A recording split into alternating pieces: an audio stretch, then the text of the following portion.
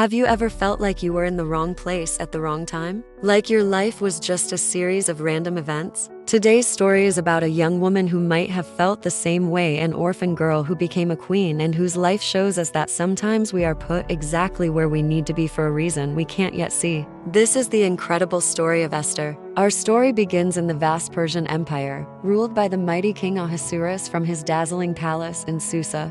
The king was throwing a feast that lasted for months, a grand display of his wealth and power. In a moment of drunken pride, he commanded his queen, Vashti, to show off her beauty to his guests. But Queen Vashti refused. Her defiance stunned the court, and in his anger, the king stripped her of her title. A search began for a new queen. Across the empire, beautiful young women were brought to the palace. Among them was a Jewish girl named Hadassah, known by her Persian name, Esther. She was an orphan, raised by her older cousin, Mordecai, who loved her like a daughter. On his advice, Esther kept her Jewish identity a secret. In the palace, her gentle spirit and quiet grace won the favor of everyone she met. After a year of preparations, the time came for each woman to be presented to the king. When Esther's turn arrived, she didn't ask for fine jewels or fancy clothes. She simply went as she was, and the king was captivated. He saw something special in her, a light that outshone all the others.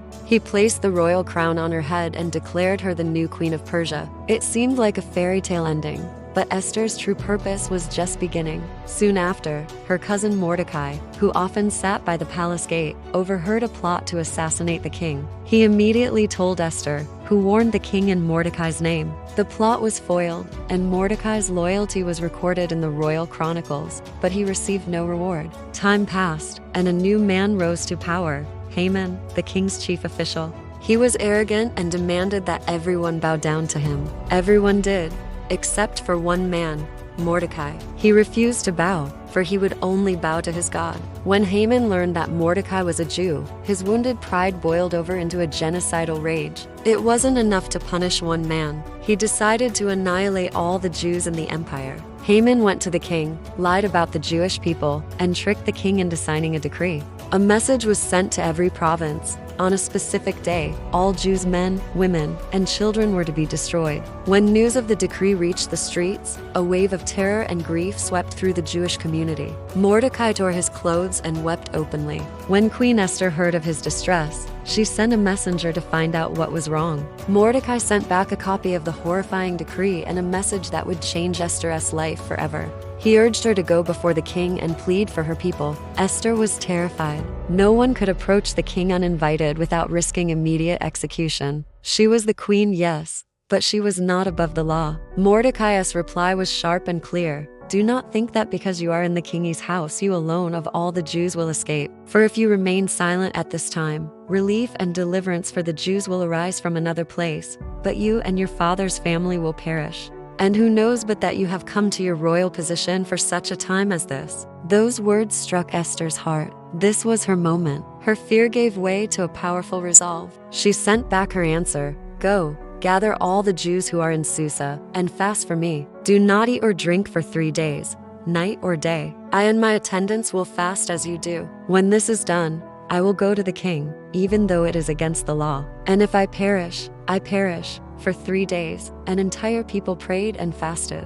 On the 3rd day, Esther put on her royal robes, took a deep breath, and stepped into the inner court of the palace, where the king was on his throne. She stood there, waiting, her life hanging in the balance. When the king saw her, his heart softened. He smiled and held out his golden scepter, the sign of his favor. She was safe. "What is it, Queen Esther?" he asked. "What is your request? Even up to half the kingdom, it will be given to you." But Esther knew she had to be wise. She didn't blurt out her plea. Instead, she invited the king and Haman to a banquet she had prepared for them. Haman was overjoyed. He was being honored by the queen herself. But as he left the palace, he saw Mordecai at the gate, still refusing to bow. His joy turned to fury. He went home and on the advice of his wife and friends, he built a massive gallows, 75 feet high, intending to ask the king the very next morning to have Mordecai hanged on it. That same night, the king couldn't sleep. He called for the royal records to be read aloud to him.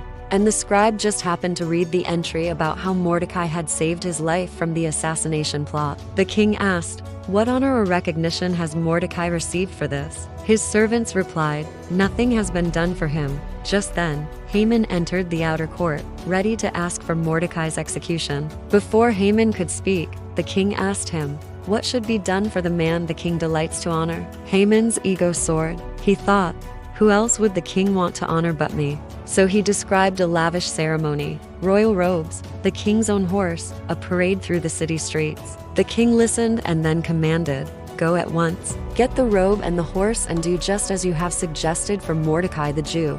Haman was utterly humiliated. He had to lead his mortal enemy through the city, proclaiming his greatness. Later that day, a dejected Haman went to Esther's second banquet with the king. Once again, the king asked, "What is your petition, Queen Esther?" This time, she was ready. Her voice steady, she said, "If I have found favor with you, your majesty, and if it pleases you, grant me my life, this is my petition, and spare my people, this is my request. For I and my people have been sold to be destroyed, killed and annihilated." The king was stunned. Who is he? Where is the man who has dared to do such a thing? And Esther pointed her finger and declared, "An adversary and enemy. This wicked Haman." The king erupted in fury. When he learned that Haman had built a gallows for Mordecai, the very man who had saved him, he ordered Haman to be hanged on it himself. Justice was swift. But the original decree to destroy the Jews still stood, and a king's decree could not be revoked. So, the king issued a new decree, empowering the Jews to arm themselves and defend their lives against any who would attack them.